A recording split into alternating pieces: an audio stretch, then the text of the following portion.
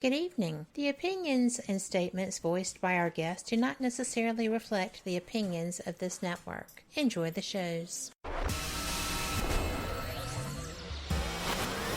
You are listening to WBHM Digital Broadcasting, Birmingham, Alabama.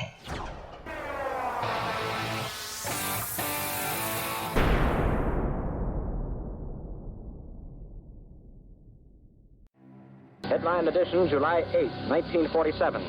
The Army Air Forces has announced that a flying disc has been found and is now in the possession of the Army.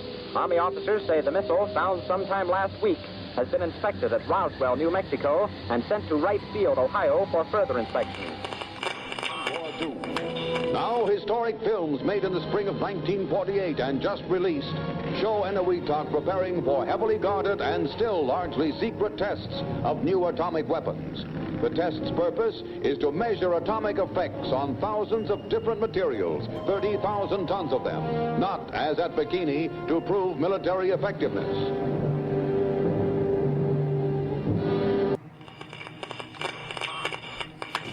San Francisco police say that 9 persons have been arrested in a narcotics raid on the headquarters of the Grateful Dead, a widely popular singing group.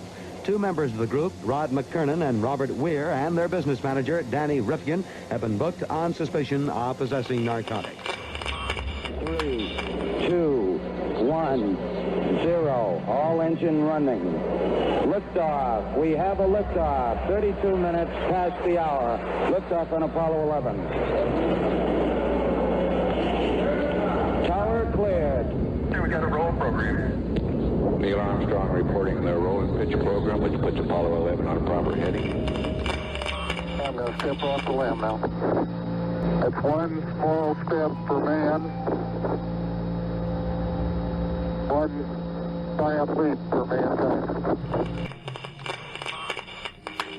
Well, strange lights are causing a viral buzz on YouTube. Could we have caught extraterrestrial activity on a recent newscast? Brandon Arroyo investigates. As the newscast ended, the controversy began back on September 26th. What is that light shining in the back of the dark night sky?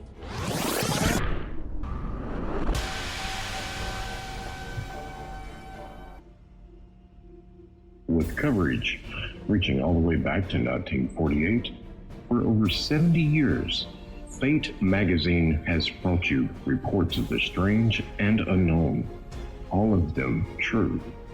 Now, Fate Magazine Radio is carrying on that tradition of setting the standard in paranormal talk radio as we report and discuss some of the most mysterious and perplexing phenomena imaginable in this strange world of ours.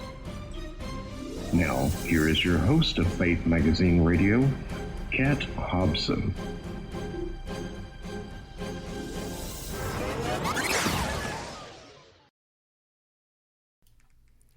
Good evening.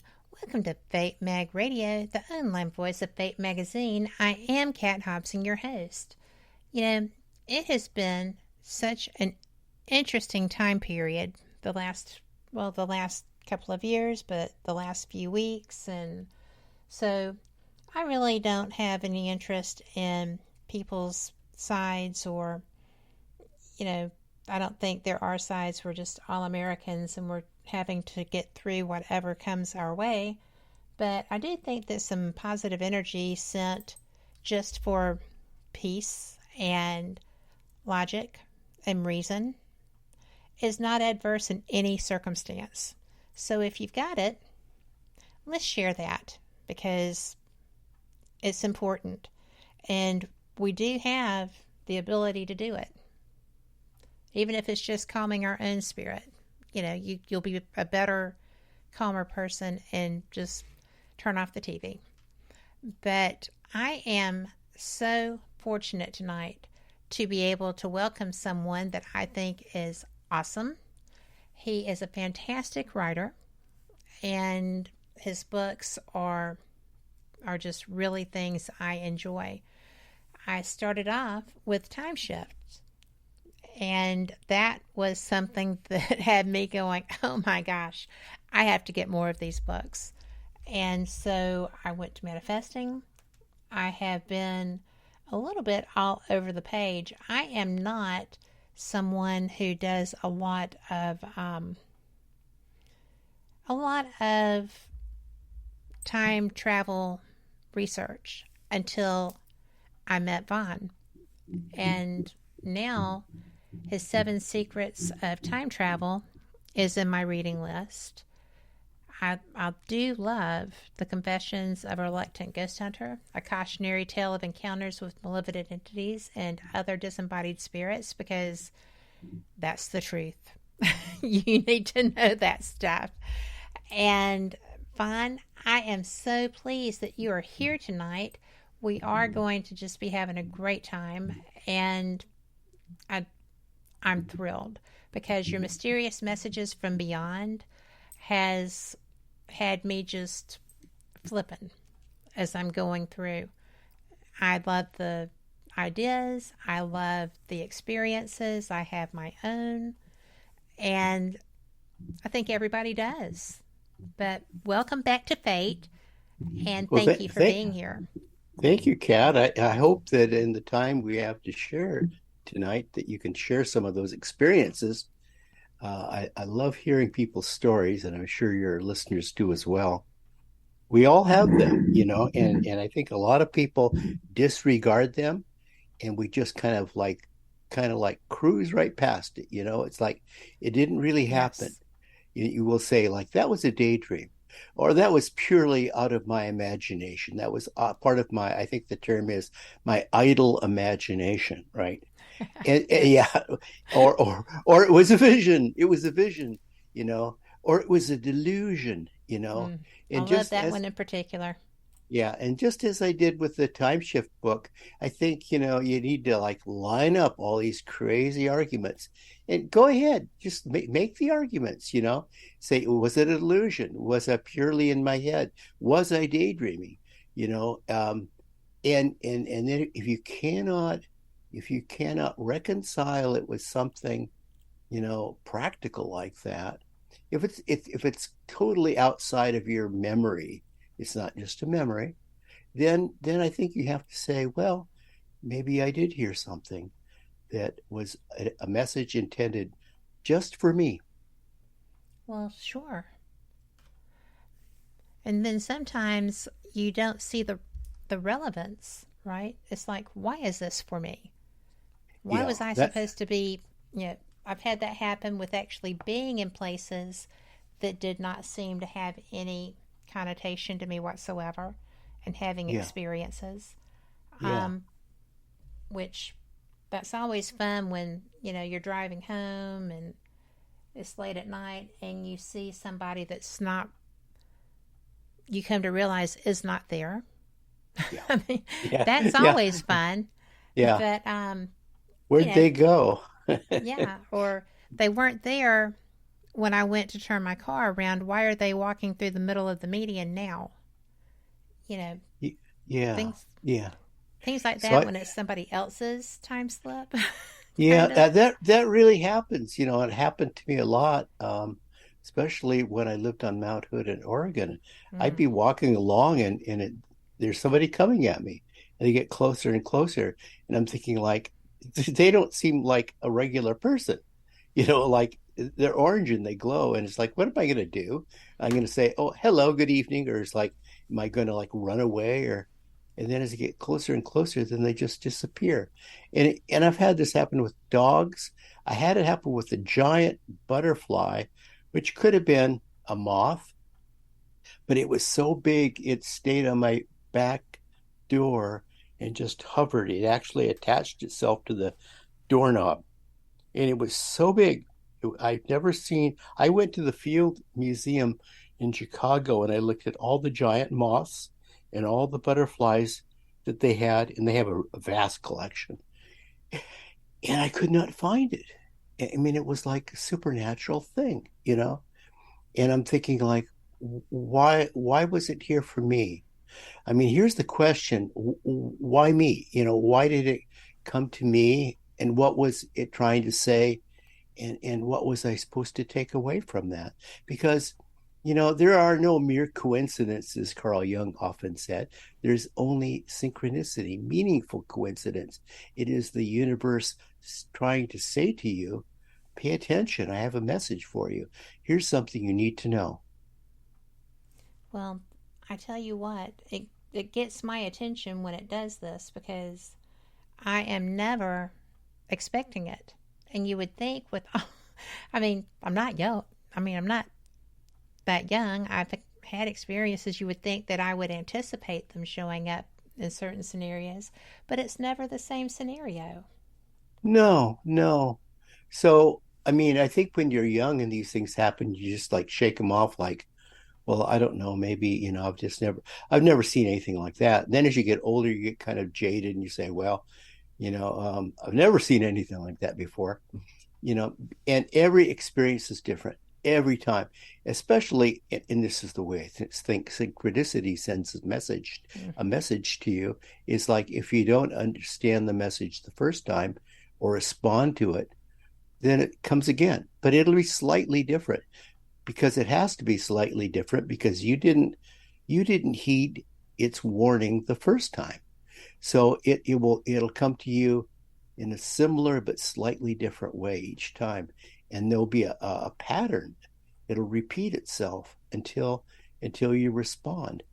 And this is the same for all of us. We're all on this life journey, and on the journey we find many, many things along the way. And these are things that are intended just for you, because each one of us takes a similar journey, but each one of us has a unique journey. Absolutely. That's a great way of putting that. And it's always a surprise, I think, for a lot of people when they realize that they're not unique in some of these things, but it's okay because if everybody were the same and having the exact same experiences, it would probably be a little boring. And then you would have people trying to do the whole, the one up, I'm better at coping with this than you are, or whatever. But there's really no need if we're having individual experiences. Yeah, and I think every one of us is gifted at birth with a unique coping mechanism. And this is our inner self, our true self, the spirit that dwells within us, our inner light. And most people never awaken this. And it's a very handy thing to take something like that on a journey because it knows the path. It knows what you should be looking for, and it has super awareness. I hadn't really thought of it like that, but absolutely, because there are places that we find ourselves in that we're not comfortable, or we're not really cognizant of what is being brought before us. And if we utilize those skills and can kind of reach out with the tools that we have, then it's very rarely frightening, but it can be very enlightening. It can be. It can be. And I think that a lot of people, they think that they're going to take this journey with other people, and they're going to walk along hand in hand, side by side, and they're going to confront all of these challenges and mysteries, and open all these strange doors along life's path, as though they have a companion or someone to help them. A lot of people want someone to lead them by the hand or even carry them along, but I think inevitably we have to walk this path alone. It is your unique path of discovery. Now, you'll be walking with other people, but you won't be walking side by side. And I think it's important to realize that you have to find your own way, and you have to reach your destination pretty much on your own. In other words, you have to learn to think for yourself. And I think this is the big takeaway from looking at books like I've written on projected thought forms, consciousness thought forms, is that you have to do your own thinking for you. There's an inner voice inside you, a power, an awareness, a spirit, if you will, an intelligent energy, which we might call spirit, and that is uniquely you, and it has great insight, and that is your companion along the way. It's not your teacher, it's not your dog. I mean, all of these people that we encounter along our life's journey are going to be walking with us, and they'll encourage us, and they'll cheer for us, and we'll cheer for them, and we'll offer some support, and they offer support to us. We'll find interesting people along the way that will offer us some moral courage, and enthusiasm that goes even beyond inspiration. But it's like maybe they'll be mentors, maybe they'll offer tremendous insights, and they might be disguised. They might not look like a wizard, but they might actually be. But I think that people need to recognize that they're on a journey of discovery, that our life adventure is meant to be a journey of discovery. It's meant to be a journey of insight, awareness, and transformation. I mean, we're going to go through this tremendous, I compare it to the arc of the hero's journey. Now, if you're like Jason and the Argonauts, you're heroic figures, and you embark on a tremendous ocean voyage to find the Golden Fleece.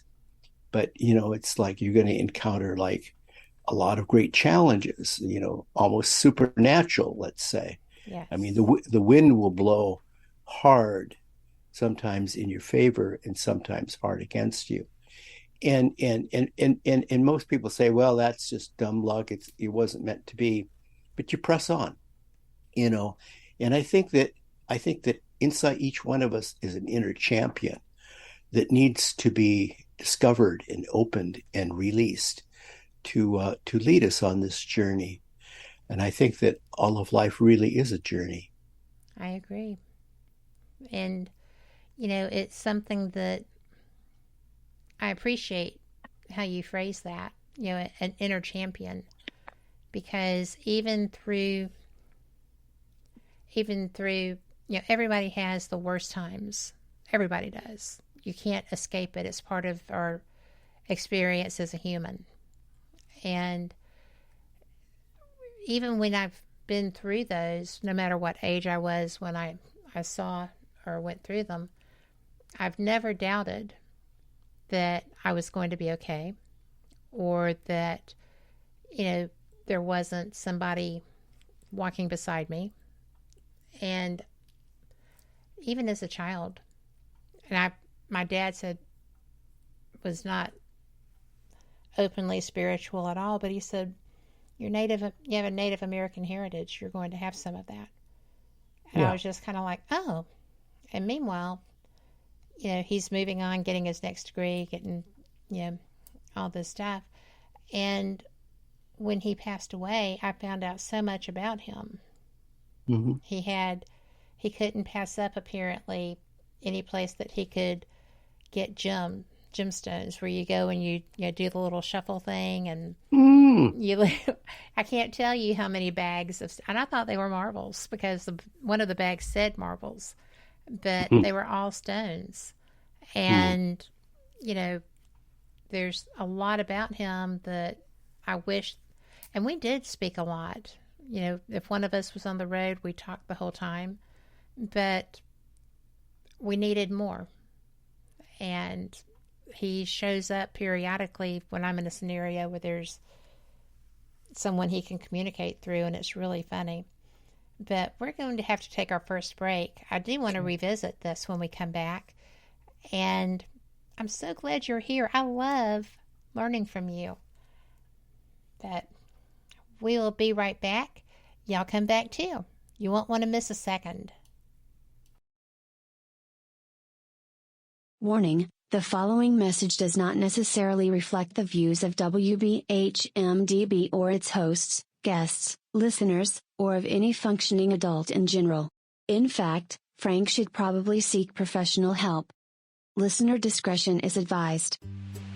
Hi there, Frank Lee here. I thought that I would spend a few moments telling you about the positivity from the network here.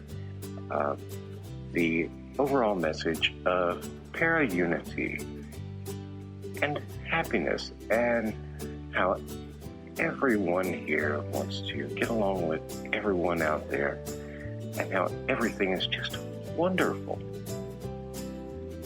Wait, Cat's not looking. Okay, I've got something to really tell you.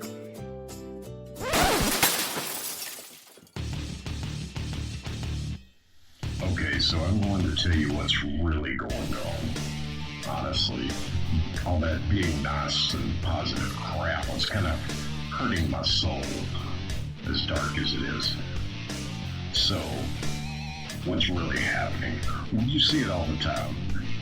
Everybody and their brother out there has a paranormal team because they watched a couple of episodes of Ghost Hunters or some crap like that. So they go and they spend half their mortgage payment on tools and things that light up that they don't understand.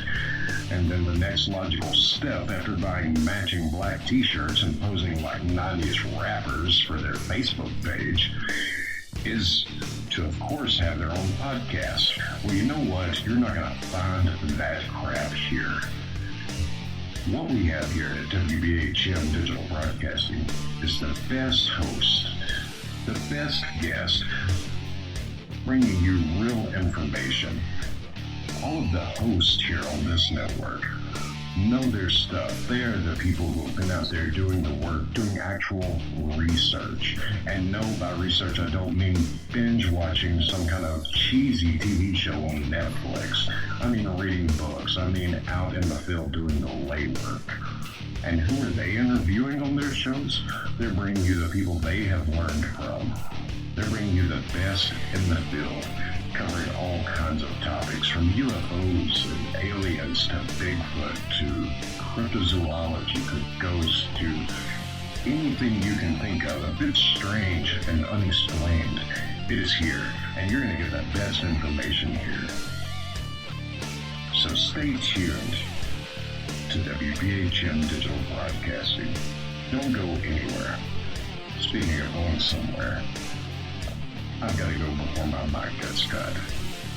We'll see you there on WBHM-DB.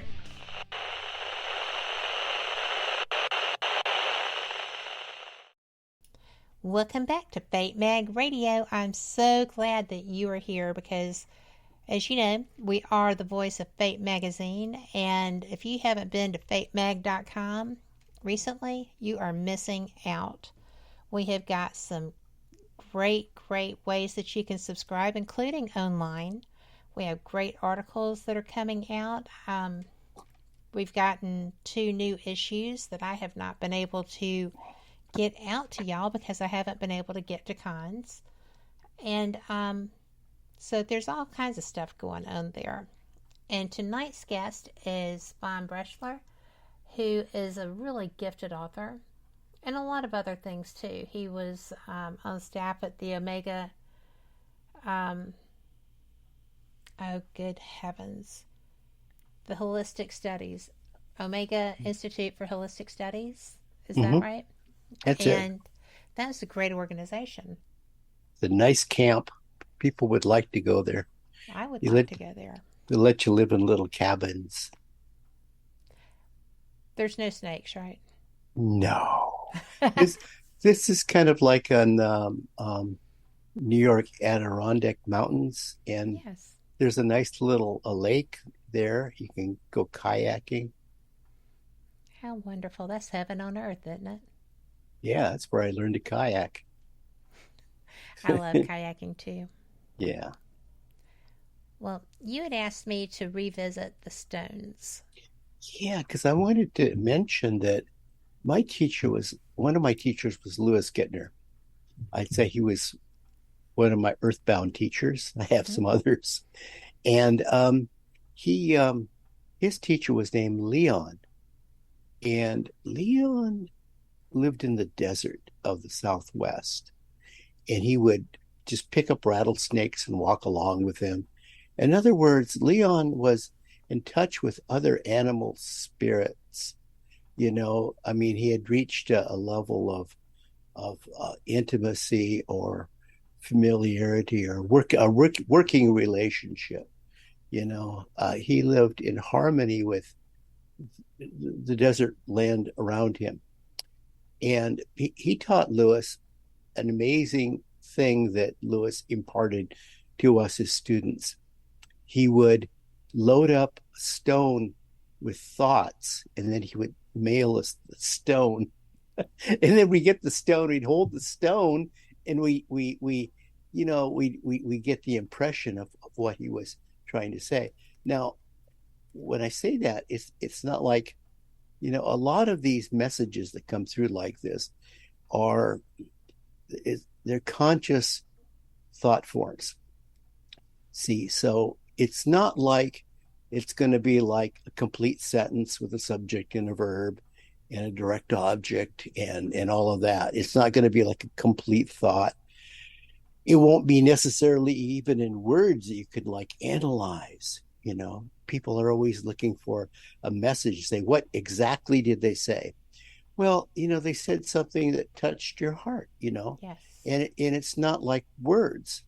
And I think words, as a writer, I always feel inadequate at the end. And I often put a postscript at the end saying, I'm sorry I had to use words, but there was no other way to make the message, get across the message, because the words are totally inadequate. The words are, they mean different things to different people. And they don't really convey the deeper message. Anyway, so Lewis learned this trick from Leon. He would load up the stones, and we thought we'd invented this, but actually, when we were doing this in the 70s and into the 80s, it was like everybody was doing this, but we didn't know that. We were using them also to send healing thoughts and vibrations to each other.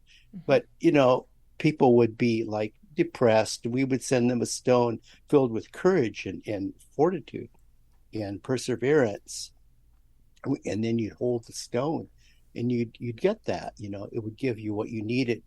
So I think that the stones are really the bones of the earth, and I think they really do hold the memory of the earth, in much the way that maybe trees do.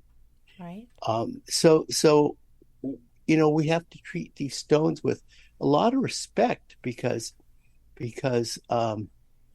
they have a lot to teach us. Well, it makes sense. I think that just about everything, or am I mistaken, everything in nature has that purpose. Yeah. It's part of its purpose when we work with it. Mm-hmm. I think all of nature provides us with a pattern, if we look at it, which will help us to understand our place in all of creation. I mean, there's a pattern to it, and it works it seems to be there's a lot of conflict, in nature. It's eat or be eaten. Only the fast survive, but it works in harmony, and part of the harmony, as was explained to me by some great old trees once when I asked for what they had to teach me, they said, we allow the bugs to eat some of the leaves so that the rays of the sun can come down to the lower plants below us. He said, it's all right. It's all right. And I think there's a lot of nature. Nature teaches us cycles, patterns, and certainly the rounds in nature, the cycles in nature, that all of life is like a circle. You start at one point, you go down, you go through, bottomland, and then you work your way back up, and that upward ascent is going to take you home. And the homeward journey, if you look at like the story of the Wizard of Oz, it's more than just a cute little story for children. Oh, it's that too. It's a wonderful story. But it was written by a very serious theosophist, L. Frank Baum, who really had a point to make. Just like Abner Doubleday, when he came up with baseball, had a thought in mind, thoughts and rounds and cycles. And you get your turn at bat, you get your karmic, opportunity. And then there are cycles, and then there's rebirth. You're out, but then you come back to bat again. So I think in that way, nature teaches us. But one of my teachers was a woman who would take me out in the woods, and she'd say, well, now I want you to observe this decaying old tree and the role it has now in the forest and what it has to teach you. And I'd say, well, it certainly is beautiful. He said, unless you can really analyze what's out here in nature, he said, I don't think there's a whole lot of, room for you to grow as a person, And she kind of pushed me off to the side. She said, you're not ready, And most people are, I think, they're just looking superficially at things. They're looking at the shadows around us, and they're saying, well, it was too dark to see much, but there were a lot of shadows out there. Well, what was behind the shadows? So I think that nature is a tremendous teacher. I do too. I've tried to learn the lessons that I find there. If I could get over my phobias, I could spend a lot more time. Well, I live in the Southeast, and we have everything that can bite you and kill you here. I know. I don't like getting bitten by snakes. I would not like that. I've not had the experience. But I didn't like being chased by a grizzly bear either. I mean, I was lost in the dark in a forest. Oh my word. A national forest, and it's like, I thought, how could I be so foolish to walk into the forest?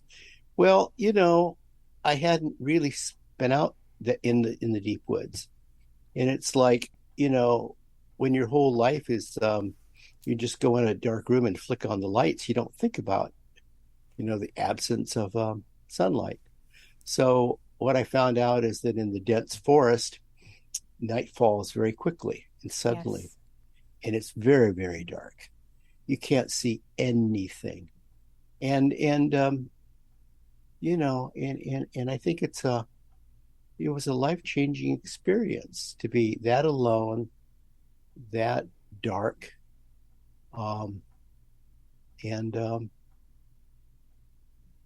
and realize that really it was all right.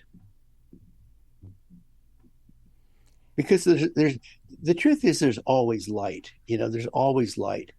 This is what one of my teachers taught me this. He said the Greek. He said, well, there's always light. He says the trick is being able to find it, and just because you can't see a thing, he said, doesn't mean it's not there. It simply means you're incapable of seeing it. He said, now we have to think about how you see things. I said, with my eyes. And he says, is that all you've got? I said, well, is there more? And he said, I hope so. I hope so.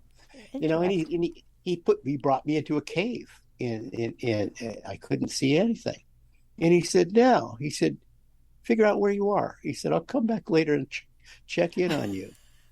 And I said, oh, this is awful. I wandered around. I felt, I was feeling everything. I was feeling walls and everything, and it was dark and dirty. And I kept thinking, is there enough air to breathe? That was the least of my problem. It was like my task was to figure out where I was and to find light. And I realized that there's always light.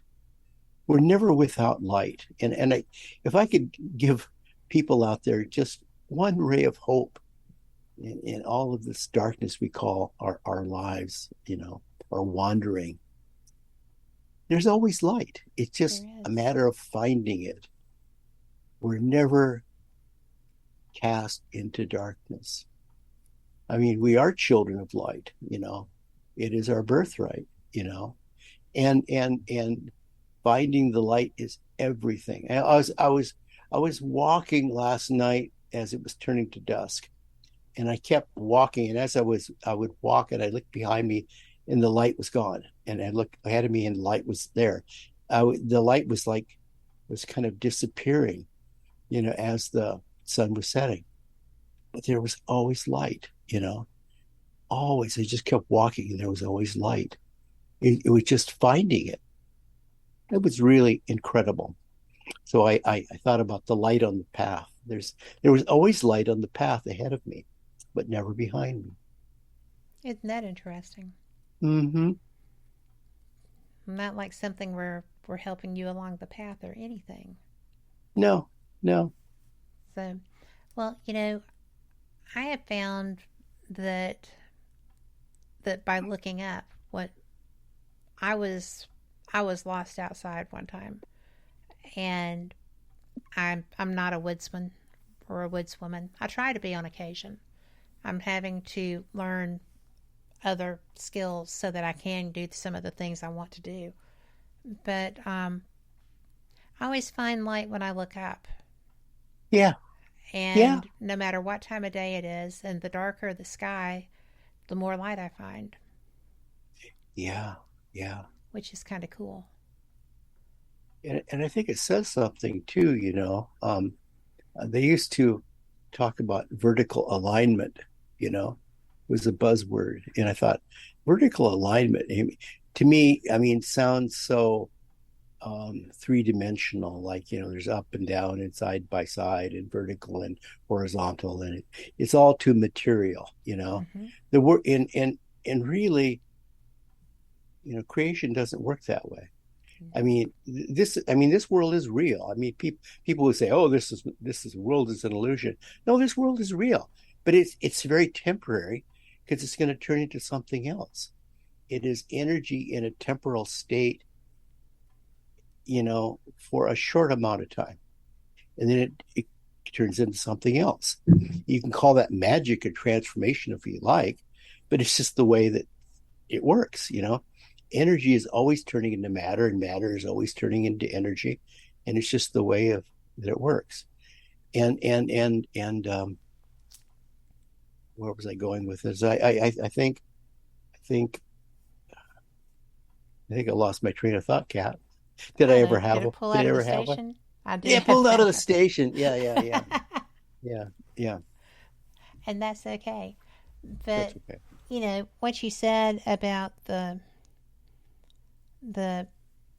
being just a temporal state. Yeah. And that everything transitions. That's us too. Everything is going to change, and we have to be willing to embrace change. And we can say that it's uncomfortable. We don't want to change. Some people are better at change than others. But, ultimately we all have to go through change, because if we don't become part of the change actively as an active participant, we will become, compost, fodder for the change. We simply become, as one of my dear friends, Mari Coriel, would always say, that nature knows how to make great things out of compost. True that. And we that's true of us too, But I think that we are going to go through a lot of changes in coming years, and it's going to impact our lives. And I think it's frightening for a lot of people, but I think we have to be willing to embrace the change, even though it might not be comfortable, because it is the unknown.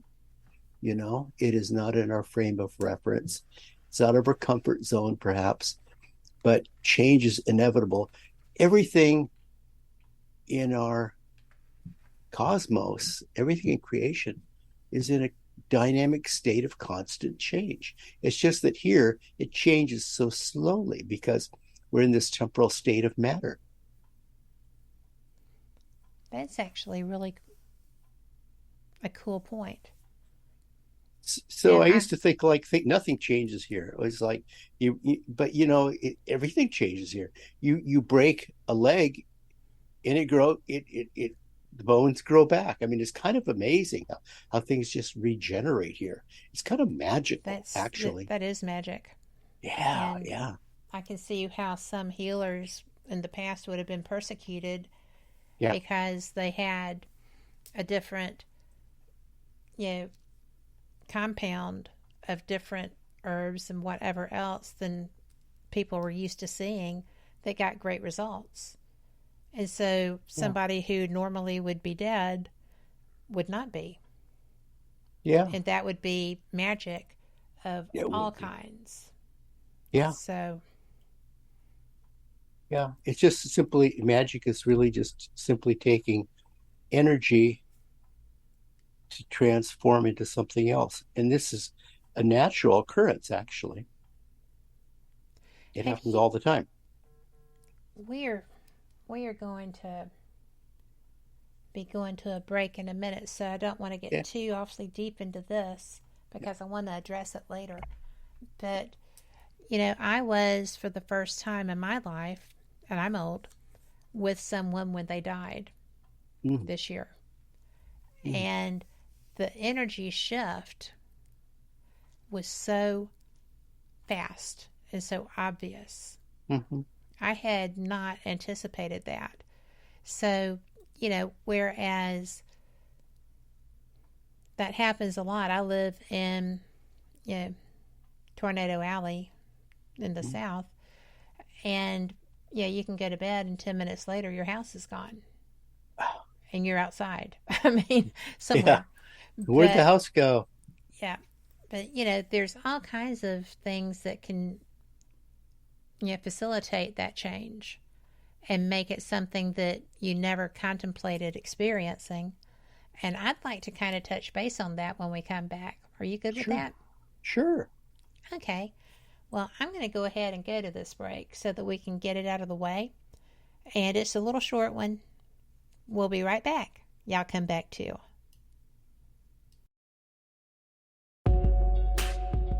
You're listening to WBHM Digital Broadcasting, the best in paranormal talk, only on Paranormal Experience Radio, broadcasting live out of Birmingham, Alabama.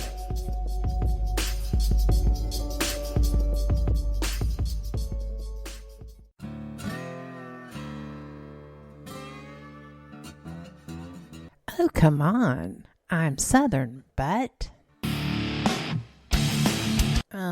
Nope. That'll do. Hello. I am Kat Hobson, host of Paranormal Experience here on WBHM Digital Broadcasting out of Birmingham, Alabama. I enjoy having guests from all areas of the paranormal, from ghosts to ufology to cryptids and beyond. You'll find some of the best researchers in their fields bringing you some great information. Join me on Wednesday nights from 8 to 10 p. Eastern here on WBHM Digital Broadcasting. Since 1948, Fate magazine has brought you reports of the strange and unknown, all of them true. Fate Radio is carrying on that tradition, bringing you the unusual, macabre, strange, and bizarre. Join host Kat Hobson Sunday nights from 8 to 10 p.m. Eastern on WBHM Digital Broadcasting.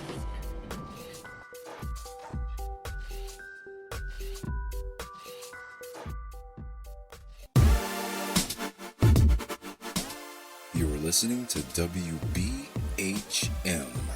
Digital Broadcasting, the best in paranormal talk, only on Paranormal Experienced Radio, broadcasting live out of Birmingham, Alabama. Welcome back to Fate Mag Radio, the online voice of Fate Magazine, and I am your host, Kat Hobson, with my wonderful guest tonight, Braschler, who is a terrific author he is a prolific author as well. He is he's very involved in sharing different ways that energy works, that time works, that we get involved in things that we may not understand, but they're still part of our experience, so we just kind of go with it. So, Vaughn, I'm so glad you're here. And good to be with you, Kat. So, before the break, we were talking about, I think, you want to talk about your mother? Is it too uncomfortable for you to talk about that? It's not uncomfortable for me to talk about it. It's actually, because it is what it is. It kind of fits the discussion we're going to have here about, for lack of a better phrase, spirit communication. And I think that kind of gets people thinking how limited that is, but really it's pretty broad and it's pretty universal. It's more broad than I had ever imagined. And I do get people who show up at my house or who have messages that they'll send somebody to me that I don't even know. And it's always relevant to an experience that I'm having or, something I've just gone through. But, we were talking about how energy shifts. Yeah. And, we were talking and I was just like, it's just so fast. Because they're there, they are breathing, and then all of a sudden that abdominal breathing hits, and then that's it. And it was just kind of like, I didn't know what that was. I had to research that. But, I was there. I said what they told me to say, which was, I'm okay if this is too hard. Mm-hmm. And but she looked so angry. And that's just, I think that she thought she was getting better. Yeah. And she was shocked that she wasn't. But, and I had to tell her something emotional, and that was tough on her, I think. But I had always heard about things, and I was there, as my dad passed. Nothing like this. Mm-hmm. But it's still such a complete, okay, this energy is here. This is, this is a person you love. This is something you know. And then, bada bing, not anymore. Yeah. It's that shell of the person. And the person is gone. Yeah. And I had been just so wigged out by how fast that happened. Yeah. And I think it's a real blessing in both cases that it happened quickly when the time was there. Yeah. Because they were ready. Yeah. Ultimately. Yeah. I worked for a while in hospice as a volunteer, and then God later on, because that's tough. Yeah, and we had kind of a pioneer program. Then later on, I had a roommate who was dying of cancer, and it was like so bizarre because she was like 33 years old, and she'd recovered from a brain tumor, and she went through a 7-year recovery program. I mean, she it was inoperable. It was just all through her body, and she miraculously got better. And they had her on the radio, and she was this miraculous recovery. And then it came back. And I remember we had we brought her to the hospital because she kept saying, "No, this is not possible. I'm completely recovered. I'm completely cleared." She went through this, the stage of denial. Mm-hmm.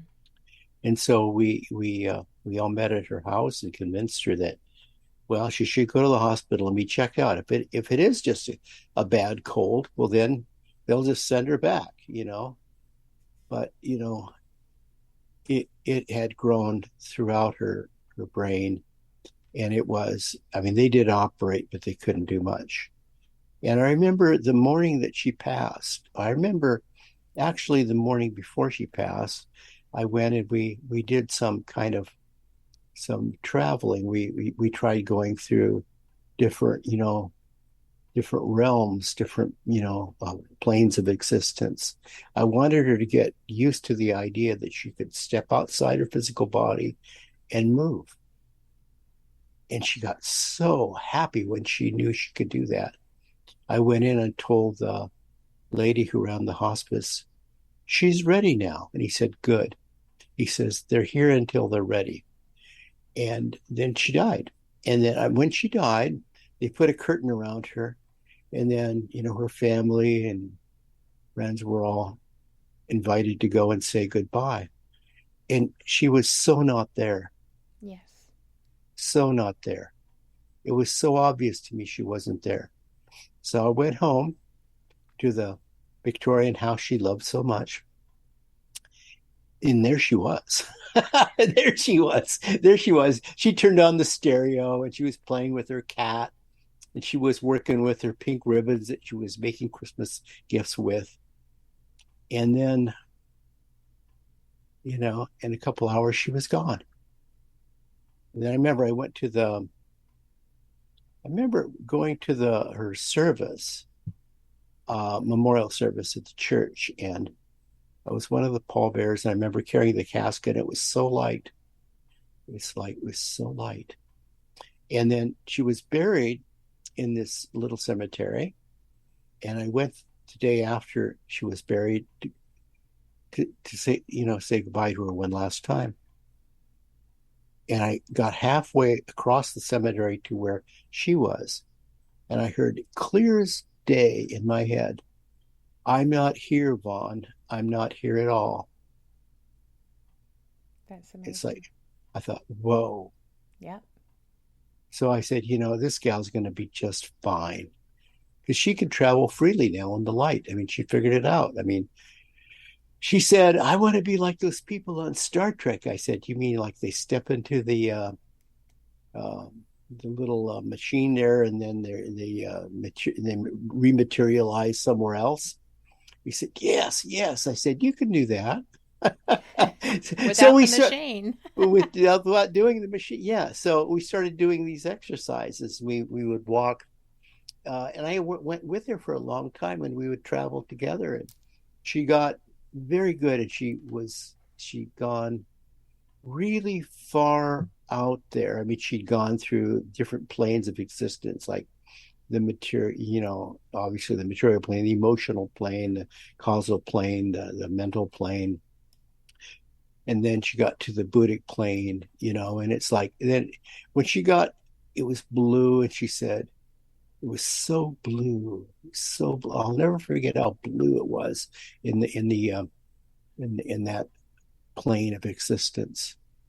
And it was so calm and peaceful, and it was cooling. And she was so happy there. We came back, and this girl had not spoken in weeks, because she lost the ability to speak. And I said, Deb, I think you can go now on your own. Can you do this on your own? She squeezed my hand, looked me right in the eye, and plain as day said yes. Wow. First word she'd spoken in a long time. And then she died, and she, So I think that there's this too, when we leave this physical body of ours, there's very little looking back. We go very quickly, and life goes on, and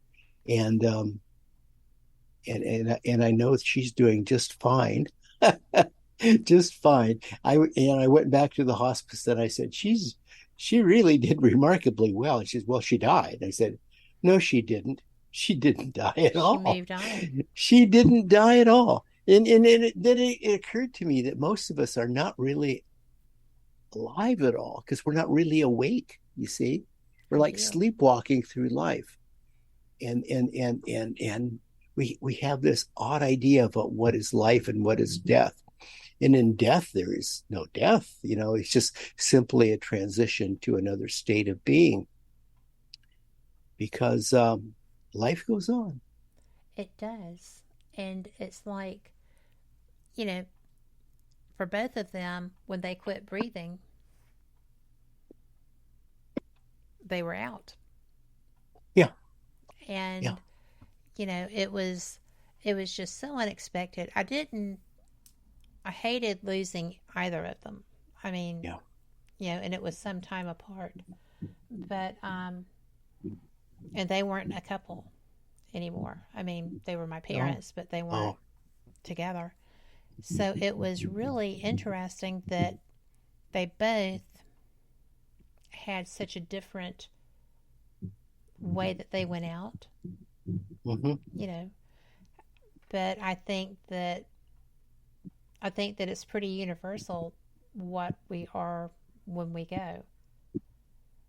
I hope it is. I hope that,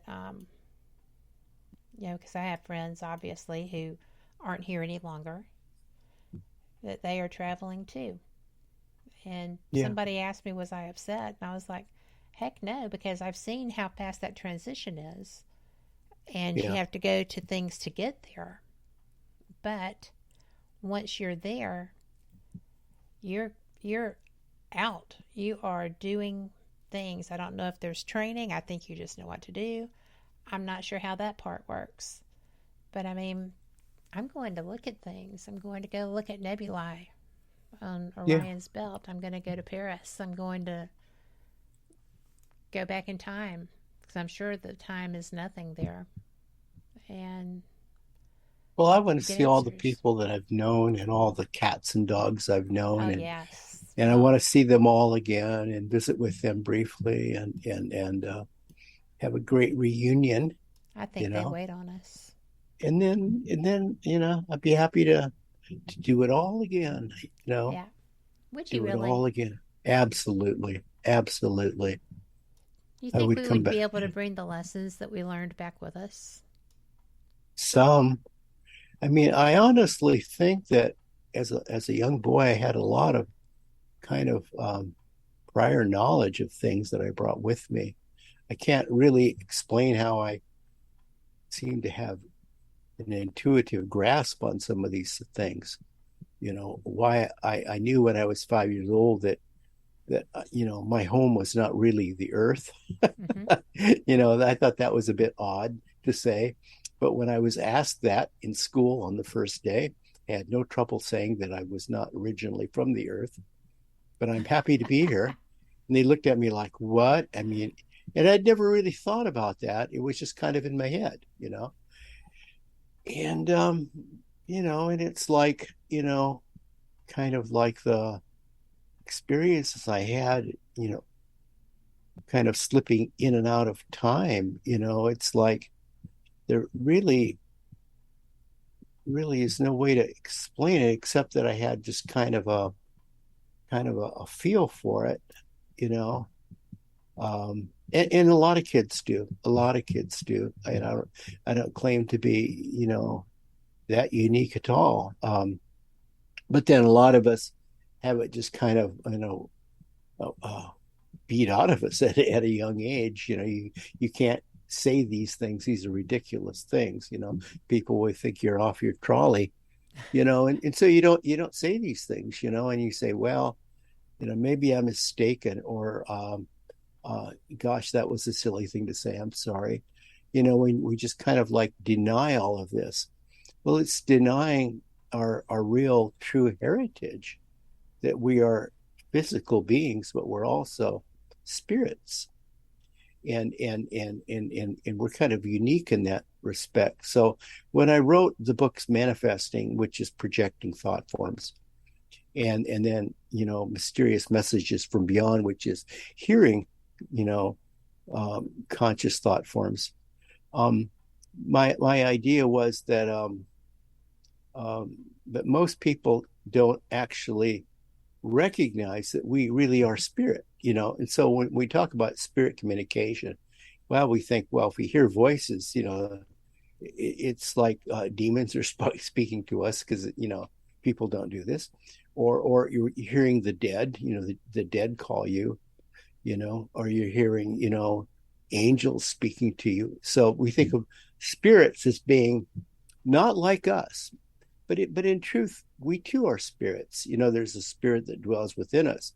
They are true spirits in a sense. They're not material and physical as we are. We're hybrids. We're physical and spirit. So I think that I know that a lot of people get mysterious messages. They'll be like sitting home, and suddenly they sense that somebody's thinking about them, or somebody's trying to get information to them, or somebody urgently needs them. And they're picking up on a conscious thought form that's being projected toward them. This too is spirit communication, telepathy. It's something we all have, and that too is spirit communication. It is, but you know what? We're at the top of the hour. Oh, so we are going to take this news break, and y'all know what I always say. Always look for a little good news. There's something positive in everything. We just have to find it. Let's do that. And we'll be back with you after this. Thank y'all so much for being here. I hope you're enjoying the show as much as we are. And we'll see you on the flip side.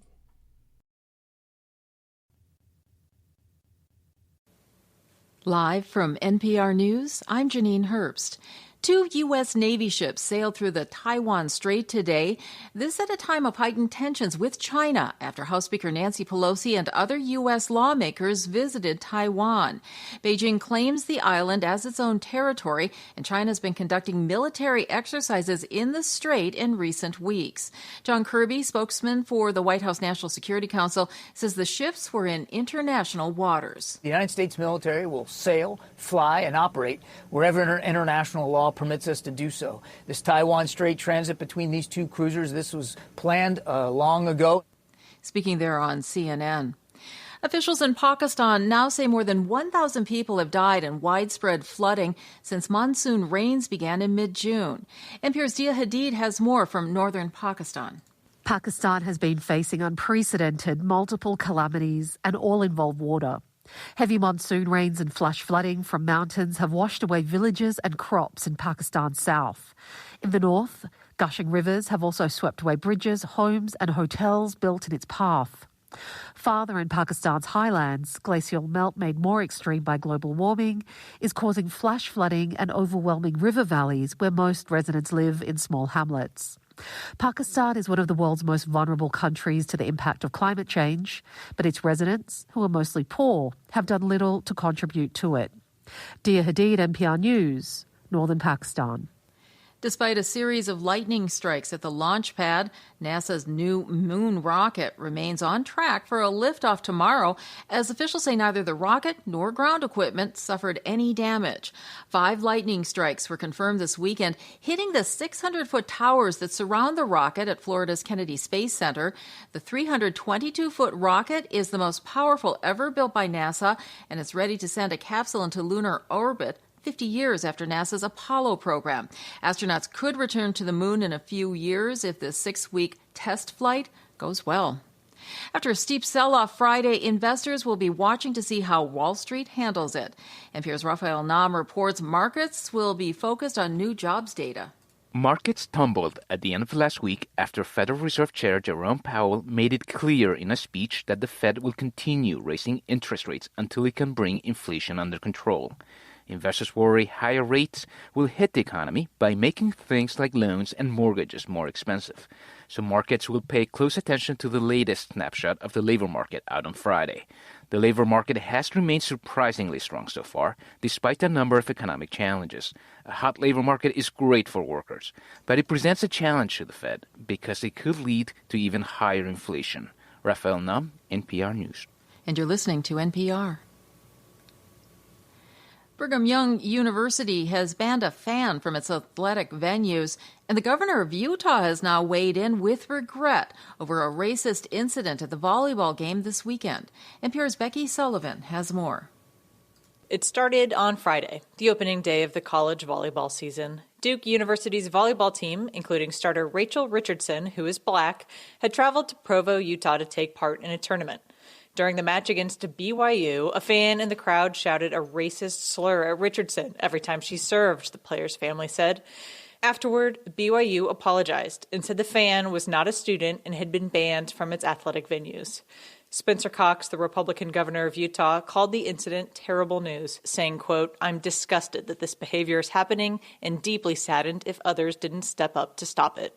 Becky Sullivan, NPR News. In Libya's capital, a day after clashes killed over 30 people, ending Tripoli's months-long stretch of relative calm, militias patrolled nearly deserted streets. The fighting broke out early yesterday, pitting militias loyal to the Tripoli-based government against other armed groups allied with a rival administration that has for months sought to be seated in the capital. Residents fear the fighting could explode into a wider war and return to the early days of Libya's long-running conflict. The oil-rich country has for years been split between rival administrations, each backed by rogue militias and foreign governments. U.S. futures contracts are trading lower at last check. I'm Janine Herbst, NPR News. This message comes from NPR sponsor Fundrise, a platform that makes investing in high-end real estate easy. You tell Fundrise your investing goals, and Fundrise puts your money into the real estate deals that are right for you. Sign up for free at fundrise.com/NPR. Welcome back to WBHM Digital Broadcasting out of Birmingham, Alabama. The time is 5 minutes after the hour. Welcome back to the second hour of Fate Mag Radio, the online voice of Fate Magazine. You've been in publication since 1948. You might say that we are definitely a digest with some staying power. We have got new articles every month. Well, actually, according to my inbox, it's about every day. We have our online subscriptions, and man, I learned so much stuff there. And it's a great magazine. If you don't subscribe, you are missing out, especially in today's day and time, because there are those questions that bother us, so might as well look for answers. So, Vaughn, that's what I'm doing with you. Thank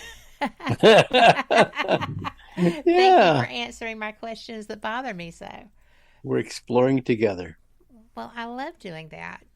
That's my favorite part about what I do, is getting exposed to new ideas, being able to talk to people who have had the opportunity to have so many more experiences relevant to spiritual and supernatural than I have to date. And I enjoy talking with you because you've written about all this stuff, but you're conversational about it as well. And I learn better that way. And I kind of think as I talk sometimes, and it shows, but that's okay. That's good. But thank you for being here. Well, I think it's important to share our experiences because we have common experiences, and yet, they're all kind of unique. I mean, every one of us, is a unique aspect of I like to say, the one soul. We're all connected, all interrelated, and all, in this thing together. But we're all unique too, in that we're all unique sparks of life, and each one of us experiences things in a unique way. And I think this is kind of part of the mystery of life. It occurs to me that why would universal consciousness send all of us here into this beautiful world of matter and nature to experience things, and then call us back, and then have us all kind of like, experience and share what we've experienced on a very personal level. And I think it's kind of obvious. And when I think about it, it's that we're adding to the collective experience of what being alive really is. It's a collective experience. And I don't know. I was very lucky to work when I knew Phyllis and the magazine was part of Llewellyn Publishing. Mm-hmm. I was very lucky to work with the psychologist Michael Newton. Now, he just retired, and he came in and he had this great big old book. And he says, I want to write this book. It's kind of like Journey of Souls. He said, well, what is it? He said, well, these are the odd things that happened when I would ask people to go back as far as they could remember. And they would remember life between lives and being part of a group, consciousness. And then they would come back as a collection of souls. He called them soul clusters. He called them soul clusters, because these were people that knew each other, and they would keep experiencing and going through life, and then bumping into each other. And it was part of your work party, if you will. Right. It was part of your work party. So then he worked with a lot of them, and he kept bringing them back to remember. He'd say, go back as far as you can. Well, they wouldn't go back to when they were 3 years old in the crib. They go back to their life between lives, and they would remember what it was like just to be a spark of light, and then hovering around other sparks of light, which would be part of their cluster group, and their cluster group would then kind of like share what they had learned.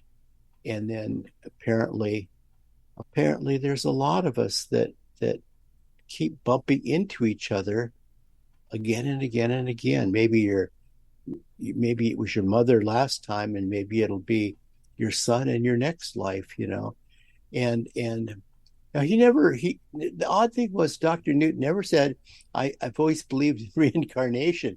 He simply said that these people had memory of life between lives. By that, he meant physical lives. Mm-hmm. So, people can draw their own conclusions, Dr. Raymond Moody, didn't really believe in reincarnation either, but he certainly found a lot of people that had interesting past life memories, let's say. And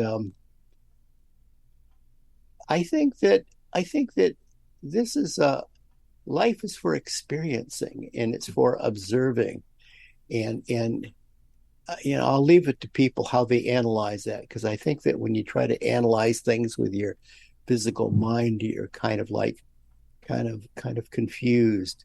But I think in the books I've written on consciousness, human consciousness, I think if you go within and you really begin to tap into your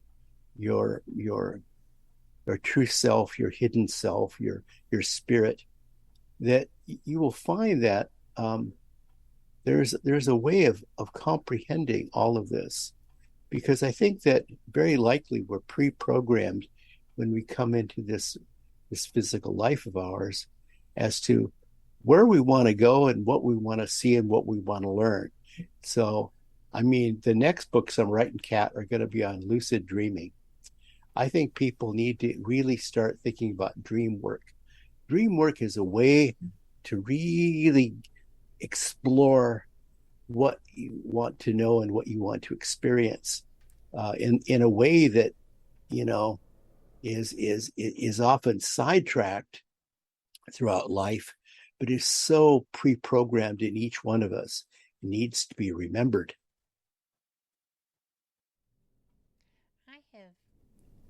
I have in the past always been able to remember my dreams and learn from them. I would recognize things that I just thought were happening as a result of dreaming. Yeah. Right? But then, when I got hurt, I was super drugs for a little while. Longer than I was comfortable with, but the pain was really intense, and I didn't argue too awful much. And I lost my dreams. I don't recall my dreams anymore. Yeah. And to me, that's a great loss, because I would know when I was in a dangerous situation. Yeah. I would know which way to turn. Yeah. And, if I were facing a situation, I knew what would happen if I did A. If I liked it, I would do A. Otherwise, be, Yeah. so it's a protection mechanism as well. So Yeah. I lost all of that, and I'm Yeah. really trying to work on getting that back because I feel vulnerable. Yeah. So, Yeah. Dream work is a wonderful thing. I started researching it for my new publisher, Schiffer, and we have a book coming out in September. It'll be out in November. It's called Lucid Dreaming, Lucid Dreams. I'm sorry.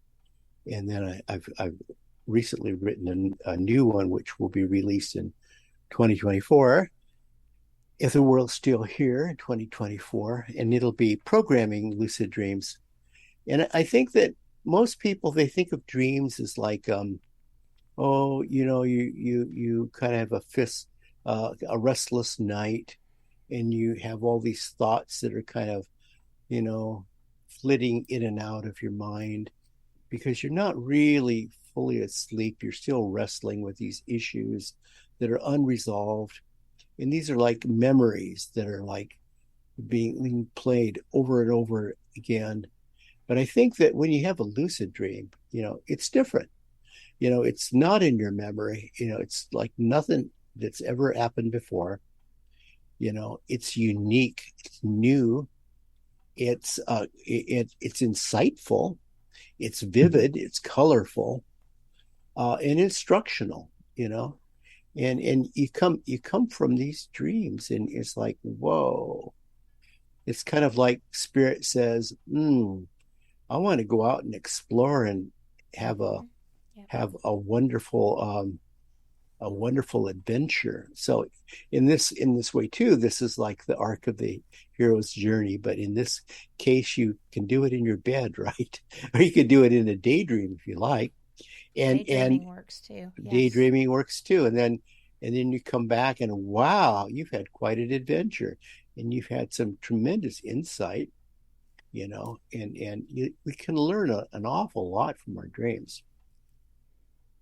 Well, I agree with that, which is one reason why I miss them so much. I mean, they're still there, obviously, but the recall doesn't seem to be working.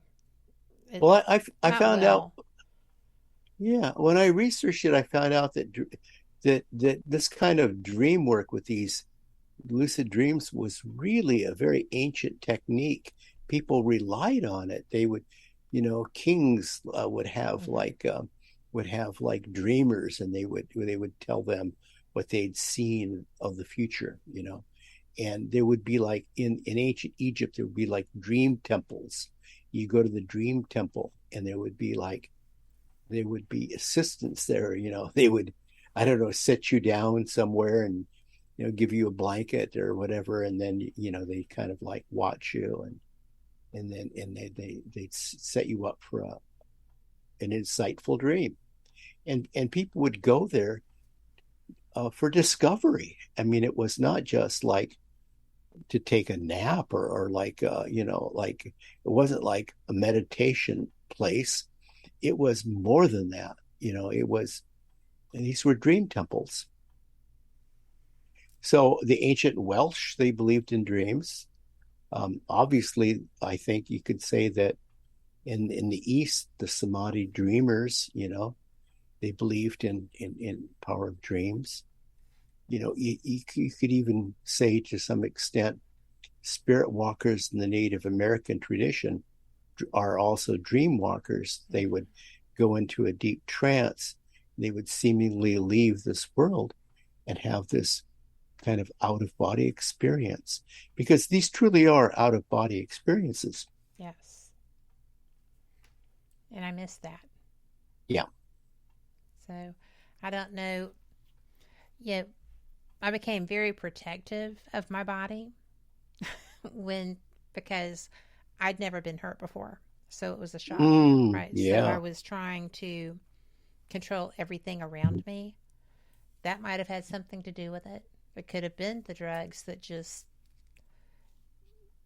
didn't work with my psyche. But I miss it. Yeah. I really do miss it. But we have to take a break. Okay. I'm so sorry. I hate taking breaks when I'm talking to you. But we will be right back. Yeah, I'll come back to you.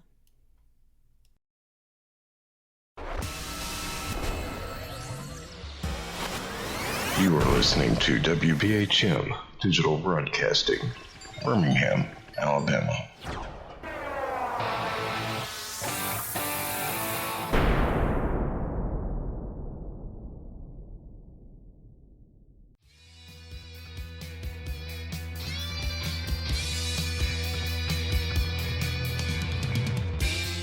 Paratalk Radio is your one-stop for all things paranormal, the unknown, and the supernatural. Join us every Monday night at 8 p.m. Eastern, 7 p.m. Central for discussions and guests on topics such as ghosts, hauntings, Bigfoot, UFOs, and more.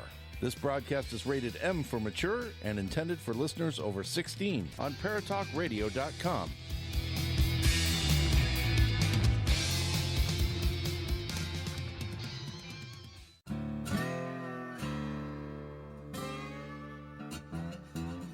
Oh, come on. I'm Southern, but... nope. That'll do. Hello. I am Kat Hobson, host of Paranormal Experience here on WBHM Digital Broadcasting out of Birmingham, Alabama. I enjoy having guests from all areas of the paranormal, from ghosts to ufology to cryptids and beyond. You'll find some of the best researchers in their fields bringing you some great information. Join me on Wednesday nights from 8 to 10 p. Eastern here on WBHM Digital Broadcasting. Since 1948, Fate magazine has brought you reports of the strange and unknown, all of them true. Fate Radio is carrying on that tradition, bringing you the unusual, macabre, strange, and bizarre. Join host Kat Hobson Sunday nights from 8 to 10 p.m. Eastern on WBHM Digital Broadcasting.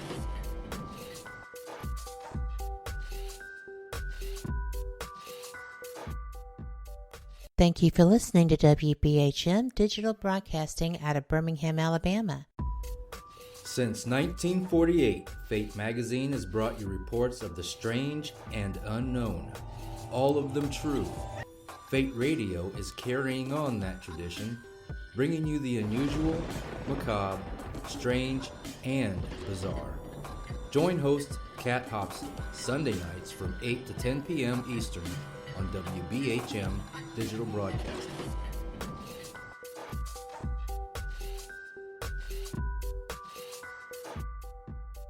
The time is 23 minutes after the hour. Welcome back to Fate Mag Radio. I am Kat Hobson, your host, and we are the voice of Fate Magazine. And my guest is Von Braschler, and I had to interrupt you. I'm so sorry. Oh. But thank you for being here and being patient with that. Yeah. Breaks are good. I like breaks. I used to say at work, how come only smokers get breaks? That doesn't seem fair at all. Right? It's like, how about us non-smokers? We need a break. Yeah, I never minded it when I was a smoker.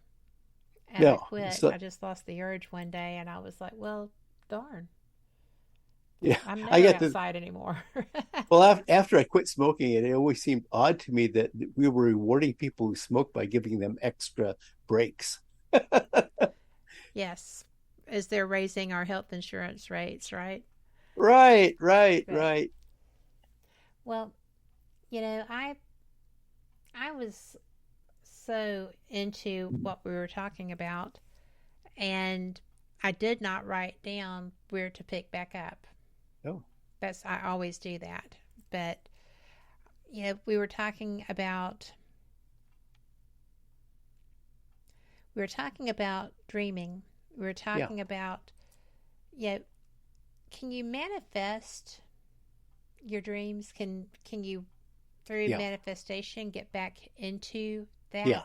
So that's the technique I've come up with, Kat. It's like programming it. So I got to thinking of in the Samadhi tradition, if they can teach people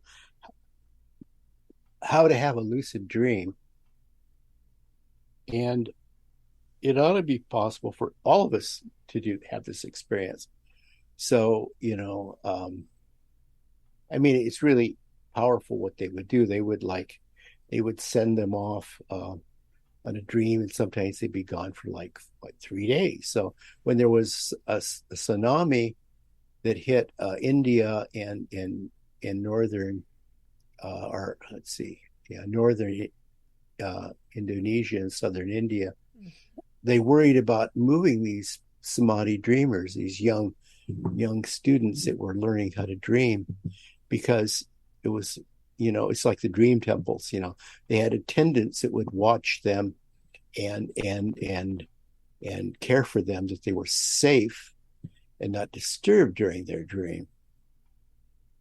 Well, they just had to move them because of the tsunami, so they just picked them up and carefully moved them. None of them woke up. I thought, this is a powerful dream. So I came up with I don't know if I could teach anyone to be a samadhi dreamer, but I came up with some techniques that rely somewhat on meditation and also rely on hypnosis, self-hypnosis primarily. And the idea that you could actually give yourself a post-hypnotic suggestion as to what you wanted to dream and where you wanted to go and what you wanted to learn. And what I came up with was, I think, kind of a fail-safe approach for people who want to visualize something to manifest. And so much of the time when we do this, we try to do it inside our head. So we're like thinking of words, sounds, thoughts, so I try to take all this like verbal communication out of the picture, and all this mental participation out of the picture.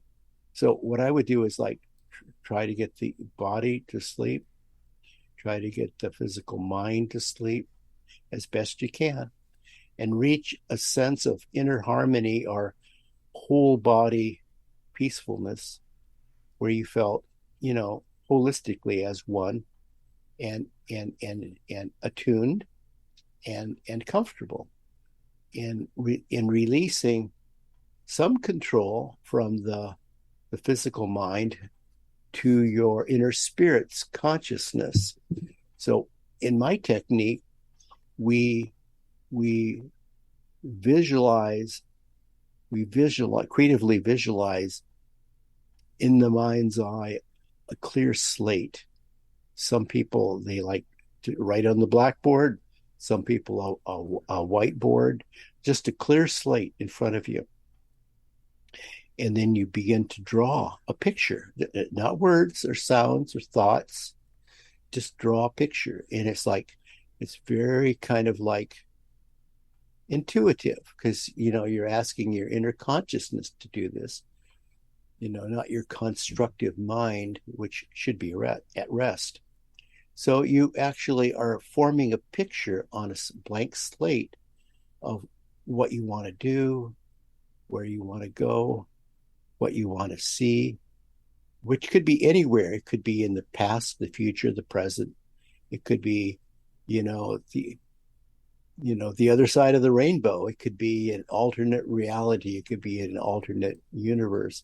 It could be on the moon. I mean, we're sending an Atlas rocket there. Why can't you go there? So you visualize and you begin to draw this picture. And it doesn't really matter if you're a good artist or a bad artist. You just begin to draw this picture. It could be stick pin. It doesn't matter, because you, as the creator of this picture, in creating this visualization, what the picture represents. It's representative of where you want to go, what you want to see, and what you want to learn. And you put everything you could think of in this, like where you want to go, what you want to see, what you want to learn. Even if you want other people there or other, a situation, you put that in it. And then you tuck that into the recesses of your consciousness. You prepare yourself. You say, when it comes forward again, that will be a map that will directly take me to where I want to go. for what I want to see. And this is the post-hypnotic suggestion aspect of this. So when you bring forward the picture again, you bring it forward, and then the minute you see it, it becomes an unerring map that will take you directly to what you have already visualized. It becomes an unerring map to take you there. So I think this is the way it works. There is a karmic, magnetic karmic attraction to your thought form and where you direct it. So where you direct it is where your thought form is going to go. This is how we project thoughts anywhere. If someone is going to send you a thought, call me. I would like to talk to you. And you pick up on that message. You've done this. You've actually projected a thought form and you've sent it magnetically to someone. Now, if you're emotionally and mentally connected to that someone, it's much easier to do that. If it's you sending you somewhere, you're already magnetically attached on an emotional and mental level. So these become unerring arrows that take you exactly where you want to go, to what you want to see. And you've created this, you visualized it, and then you've actually gone there.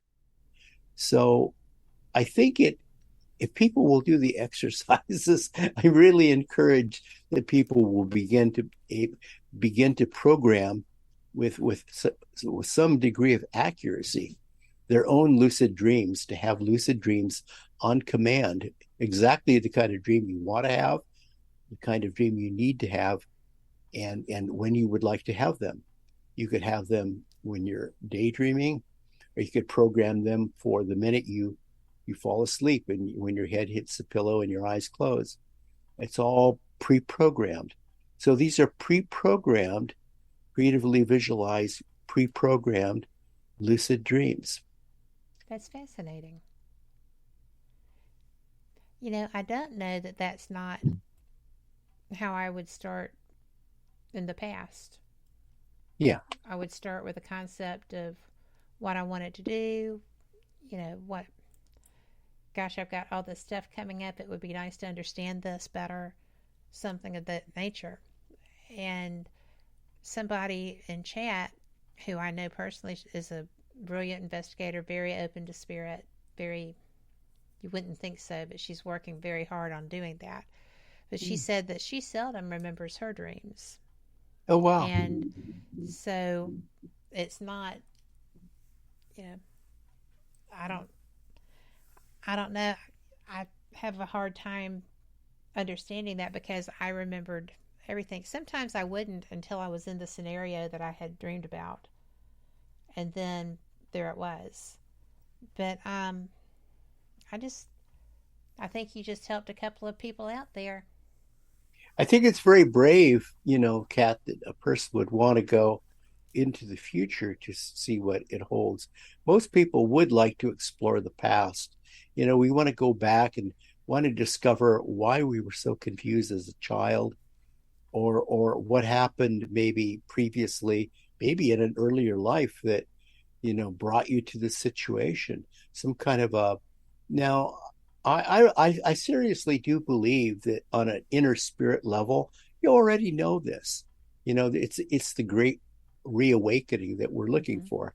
But to actually incorporate it into your whole being means that you have to absorb it as a internalize the message on a personal level, mentally and physically as well, so that it becomes part of you. You become the message. So, most people would like to understand how they got to where they are, so they understand why they're here and what they should be doing. But I think the person who looks forward in a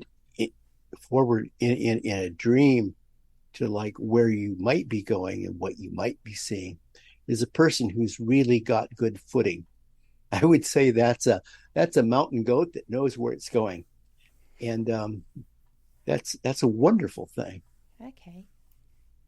Well, I feel like, personally, I feel like I know where I came from. Mm-hmm. And I've had recent validation of that. So I know that there's, we all have roles. Yeah. Or we wouldn't be here. We still have work to do. And I just think it's so neat to be able to do it. You and I have talked, I don't know what I am or what my specific skill sets are. I didn't. And we talked about stones. Yeah. And the kind of stone that I said that people would constantly insist on giving me made you kind of go, huh, really? And so I feel like even though I may not recognize things, I know that they're valuable and I appreciate them. But you felt that there was, or you responded as if there was a significance to it. I was just thinking of all the people I've known that were drawn to the amethyst. And these were always people who had a very strong heart and a heart connection to everything and everyone around them. They were really kindly spirits. They're not like people who collect black onyx. Those are different people. They're kind of unique, I don't claim to really understand stones, but I think that stones all vibrate at a different level, and they all have vibrating at a different level. They all have a different intrinsic message, to impart. And some of them, like the amethyst, I think they've picked up on a lot of heart-centered messages and incorporated that into their vibration, into their messaging.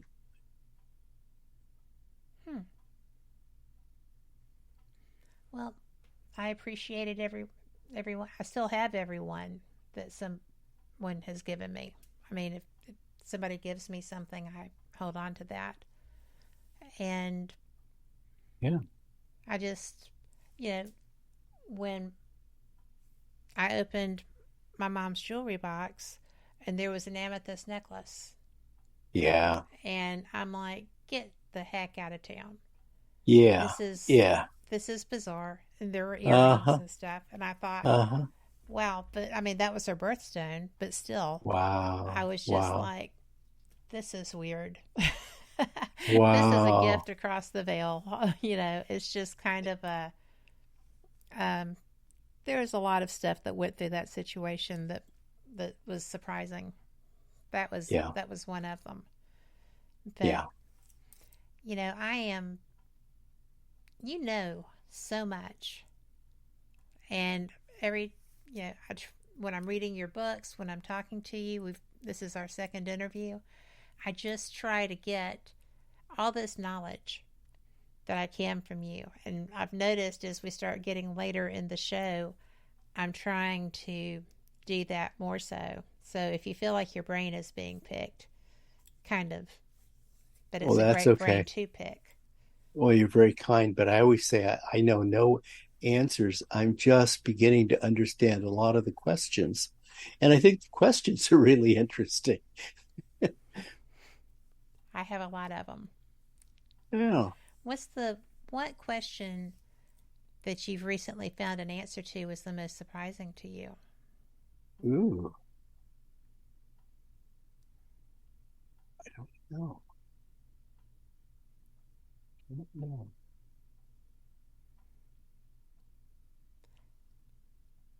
Because I know you're learning all the time. Yeah. I found that when you begin to open up to spirit and you begin to release your inner consciousness, that when you go through that kind of awakening process, things come to you a lot easier. Things that seemed really hard to understand before seem really obvious to you. So, like, see, I'm working with a publisher now that he just gives me assignments to write on. And we went through a whole list of things. And I said, some of these things I have a lot more experience writing about and experiencing them in my life. And he says, would it bother you if I gave you topics that you're not so familiar with? And it seems that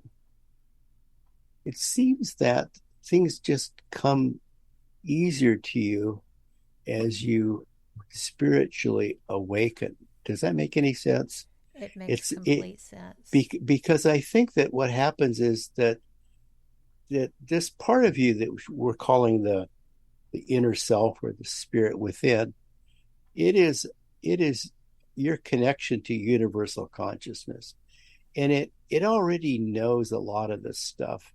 And it kind of knows where you've been and why you're here and what you should be doing. And it knows where you're going. And it's like, it's pretty hard to trick this guy or this gal, and it's like, when you release that one, then, but it's not that you can like put a lot of this into words, because it's kind of like it kind of falls over you.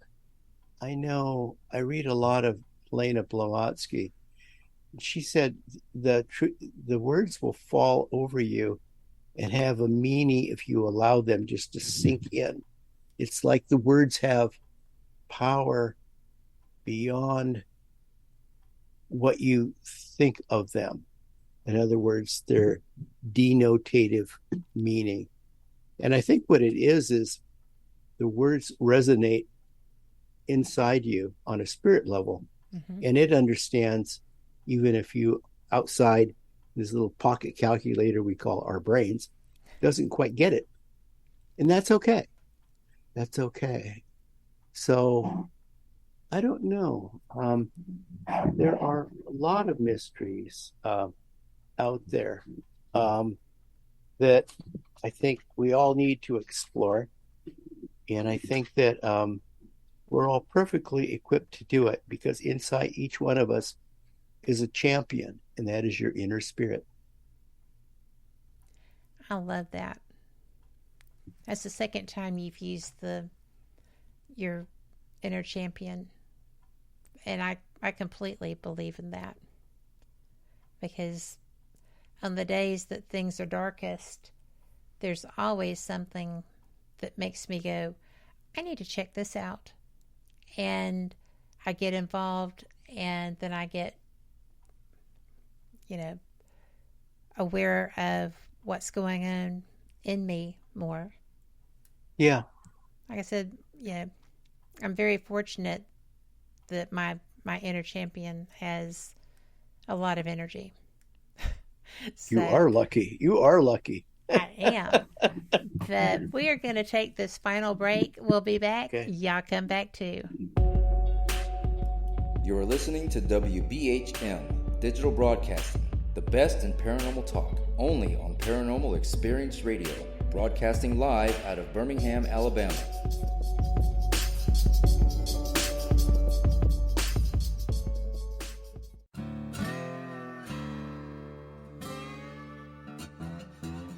Oh, come on. I'm Southern, but... Nope. That'll do. Hello. I am Kat Hobson, host of Paranormal Experience here on WBHM Digital Broadcasting out of Birmingham, Alabama. I enjoy having guests from all areas of the paranormal, from ghosts to ufology to cryptids and beyond. You'll find some of the best researchers in their fields bringing you some great information. Join me on Wednesday nights from 8 to 10 p. Eastern here on WBHM Digital Broadcasting. Since 1948, Fate magazine has brought you reports of the strange and unknown. all of them true. Fate Radio is carrying on that tradition, bringing you the unusual, macabre, strange, and bizarre. Join host Kat Hobson Sunday nights from 8 to 10 p.m. Eastern on WBHM Digital Broadcasting.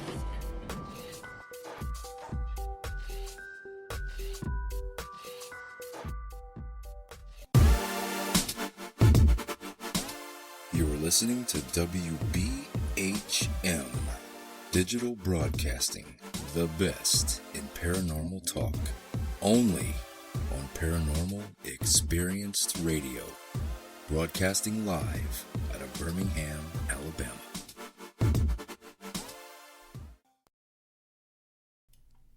Welcome back for the final segment of this week's Fate Mag Radio. I am so glad that you are here, and I hope that you have enjoyed my guest, Von Braschler, as much as I have. I'm just thrilled that you're here, Von. We have covered a lot of ground. Thank you. So, we've been covering all of the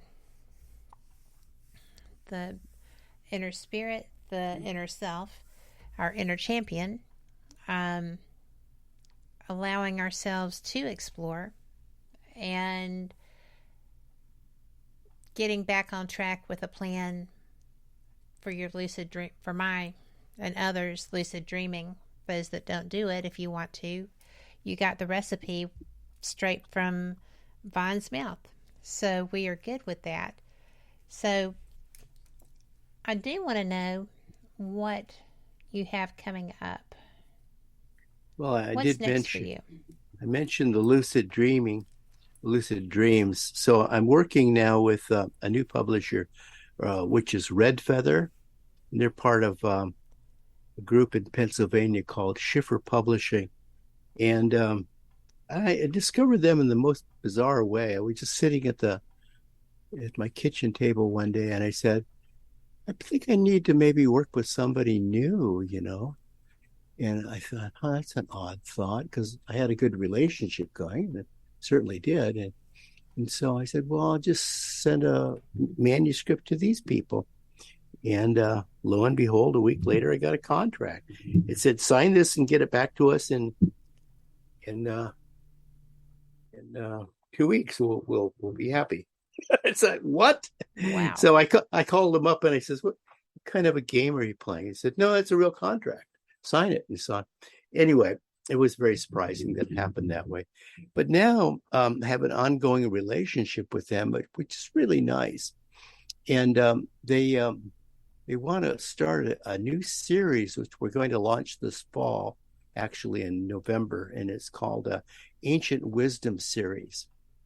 And they're really different. They're topics that they think are important, that need to have a concise history and summary to them.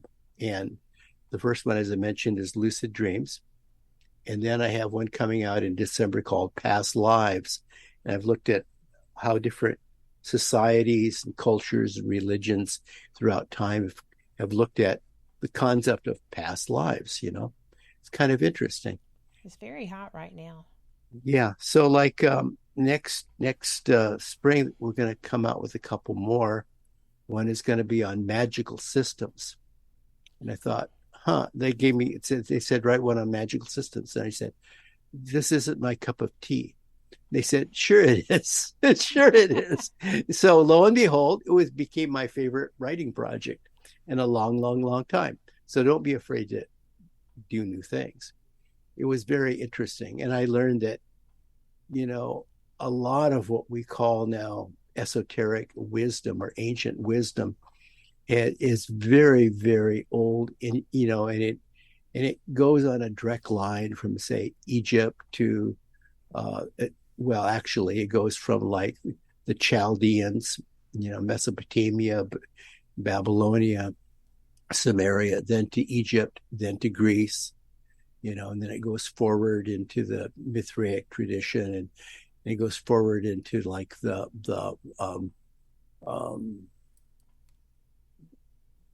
alchemical alchemy. It goes into alchemy, and it goes forward into the current mystery schools, and you can draw a line between a lot of these groups, and that was really, really interesting to me to see that how it was all connected. There's just a long line of ancient wisdom tradition, hence the phrase ancient wisdom series. And then we're going to come out with one in the spring also on energy healing, the different types, because there are so many different types, but they're all kind of similar, and how they've all kind of come from different traditions and backgrounds, and you could see the cultural signature on all of them, and yet they all, and it's very, very ancient. It goes all the way back to Hippocrates, and the Greek father of healing was a hands-on healer. It's very interesting. So anyway, this series, the Ancient Wisdom series, is going to be extremely different. They're scrolls. They're not books, they're scrolls. I swear to you, they're not exactly books, but they're scrolls. By that, I mean they're on one long, long, long sheet of paper, parchment, written in like a kind of like a gold type on parchment. And I think that's very cool, by the way. And then they're rolled up and put into a tube with a stopper. So I think that this is kind of a special spiritual insight on somebody's part, because it occurs to me that civilizations, societies come and go, and our understanding of the ancient wisdom tradition surfaces, flourishes, and then it disappears. This has happened before, and I think it could happen again. The world could go dark, and if it goes dark, I'm not saying that these are like the new Coptic, forms, or these are not the new Dead Sea Scrolls or the new Nag Hammadi library, but they will be buried. They could be buried in the earth because they'll be in tubes, which will not decay like a book. And I think that the age of having things in a book is kind of ending anyway. I hate to say that because I came out of publishing. I came out of magazines, actually, truth be told. And then I worked at different book publishers. But I think that we see, a change in our world today where it probably isn't going to be information any longer only transmitted by books. Books, after all, I've looked at some ancient libraries, and the books get kind of weathered and yellow, and they start to fall apart, and then the spines don't hold. But these things, you could put a stopper in them, and you could bury them in the dirt, and you could dig them up in 2,000 years, and it would say, this is what they were thinking in the year 2022. It'll be kind of interesting if that's what happens. I'm hoping I'll be here if that happens, and I'll say, these words seem familiar to me. Wouldn't that be cool? That would be cool. Anyway, yeah. So it'll be fun. It'll be fun to play with something totally new. We're having a lot of fun with that. Well, it just sounds like a good time. Truly. And I love the idea of the scrolls because, people are so, there's a lot of angst and frustration and sometimes downright anger, and there's, all these different people have different things that can affect electrical grids and, just life on the planet as we know it. If somebody gets in has a peak of anger, then bada boom, bada bing. Yeah. We got to learn how to live off the land again, Yeah.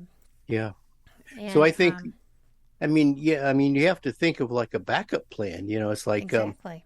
It's like the Alexandrian library in Egypt burnt to the ground. We lost countless books of esoteric value that we'll never have again. Yes. You know, and now, you know, there's an emphasis on taking classical books, you know, and putting them in a electronic format. But here's the question, Kat. What happens when the solar flare comes and wipes out the electrical grid? We lose all of that. I mean, that could happen. All of that. That could happen. Well, absolutely, it could happen. It happened, you know, during the Civil War, when the worst it could do would be to fry all of the telegraph lines. Right. You know, but that was bad enough, but it's like now everything's electronic, isn't it? And there's a lot of damage that could be done with a solar flare. With not much effort. Yep. So, you know, it's really almost weird to contemplate, because, you know, you've got all these people running around with all these weapons, but there's not really anything that's to prevent just weather from doing something, you know, giant tsunamis or, you know, hurricanes and things, earthquakes. There's so much that is just physically possible without having, you know, somebody just pushing a button and everything going awry, or another massive, you know, meteor. So, and there could be an Earth intelligence, you know, a Gaia intelligence that just says, you know, that's enough of this. Let's do something different. Just shrug. You know, Atlas and shrugged. Atlas shrugged, you know, and it's like, okay. And it's like, we're just here for the ride. You know, we think we're in such control, but we're not. It's such an illusion. Yeah. And, you know, that illusion causes a lot of damage sometimes. Yeah. So, because people don't look before they leap, you know. That's right. That's right. So, well, I am looking forward to seeing the new works that you are coming out with. And I have to ask you, has Lucid Dreams been published before? Or is that brand new? The book that's coming out in mid-November, Lucid Dreams, is totally new.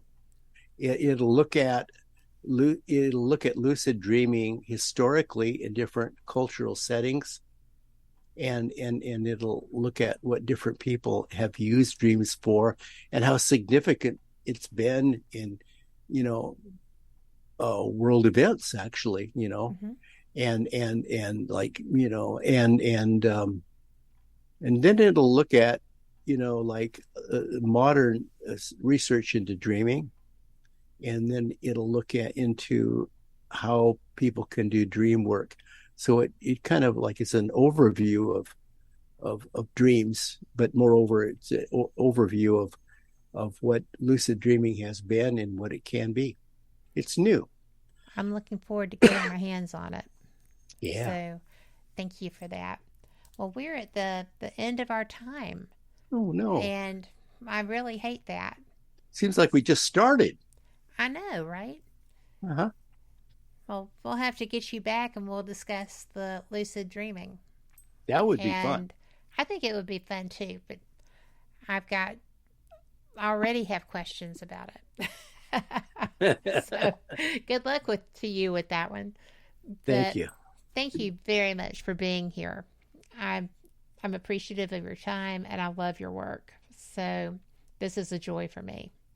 Thank you, Kat. Anytime you want to talk, I'm here. You got it. And for all of our listeners, you know, thank you so much. You're the reason we're here, and I'm just going to remind you that if you don't like the world you're living in, you can fix that. Just manifest. We can all do this. Put your focus there.